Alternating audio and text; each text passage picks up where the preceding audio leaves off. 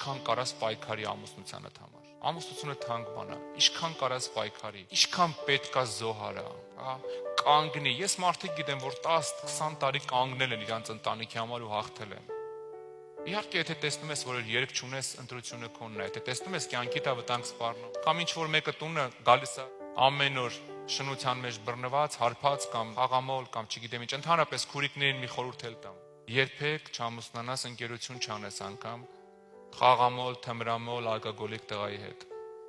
Հեռու մնա իրանից։ Թող փոխվի, մաքրվի, սրբվի, անցնի ժամանակ կտեսնես, որ փոխվել է, նոր կյանքդ կապի։ Բայց ես ուզում եմ, որ դու ամեն գնով պահես ընտանիքդ, որովհետև ամեն ընտանիքի քանդվելուց դժոխքում պար են գալիս ուրախությունից, որովհետև մի տեղ էլ հաղթեցին։ Մեր գործն է հենց անենք, որ դժոխքում լացեն տխրությունից։ Դրա համար ամեն ինչ արա, որ ընտանիքդ պահես։